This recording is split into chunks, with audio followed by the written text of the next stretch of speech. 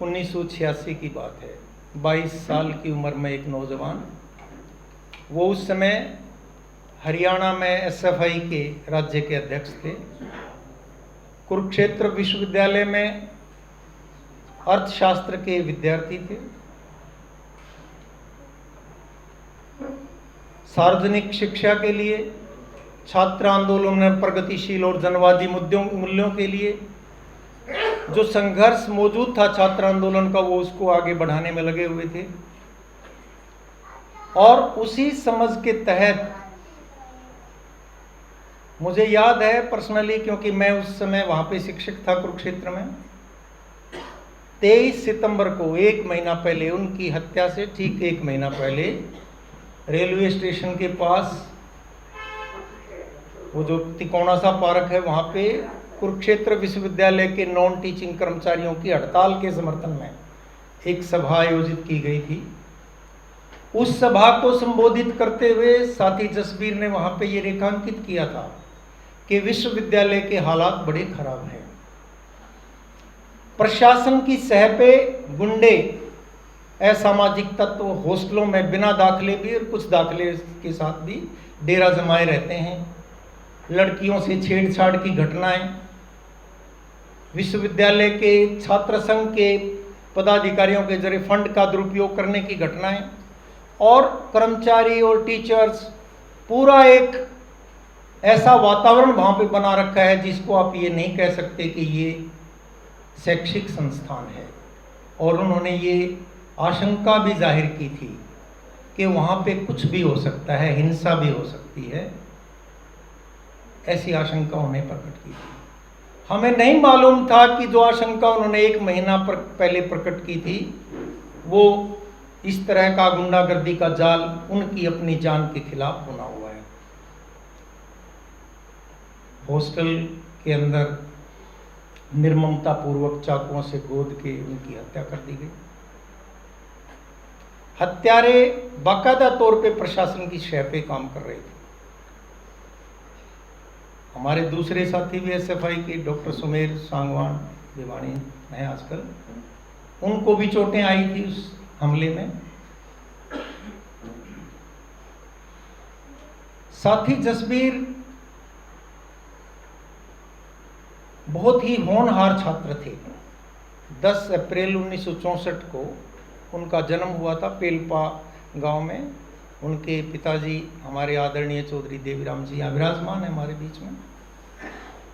उन्होंने BSc university college Rohtak से first division में पास की थी, लेकिन एमडीयू प्रशासन ने जानबूझ के उनको पीजी करने के लिए एडमिशन नहीं दिया।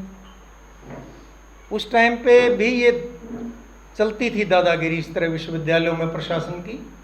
तो उन्होंने कुरुक्षेत्र विश्वविद्यालय में एमए अर्थशास्त्र में एडमिशन लिया था। बहुत ही असाधारण प्रतिभा के धनी थे वो।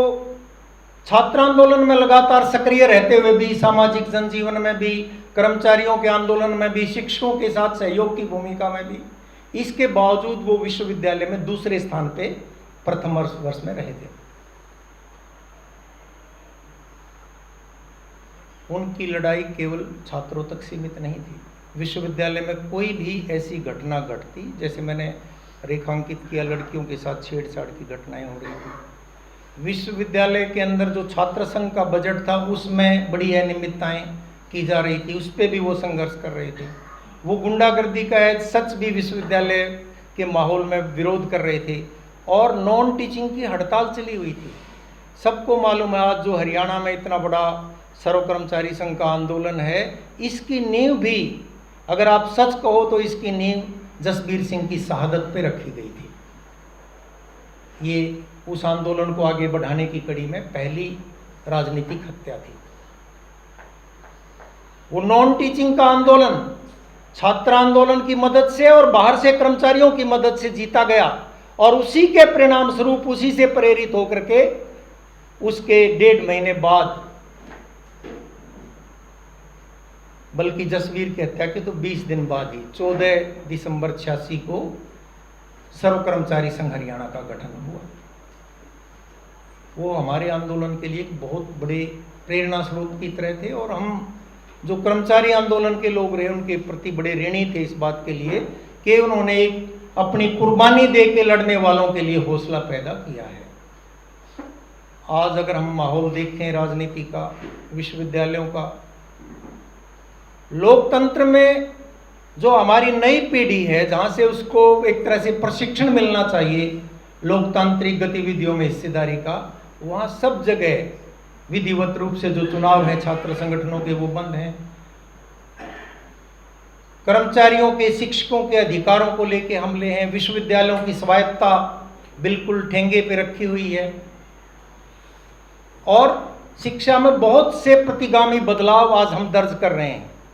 ऐसे दौर में साथी जसबीर के कृतित्व को समझना, उनके योगदान को समझना, इतनी कम उम्र होते हुए उन्होंने जो एक अपनी पहचान स्थापित की उसको समझना, और एसएफआई जिसके वो नेता थे, अध्यक्ष थे राज्य के, उसके प्रति भी हम स्मारक समिति की ओर से एक तरह से ऋणी महसूस करते हुए मैं चाहूँगा कि अब मैं ज़्यादा लंबा समय ना लूँ।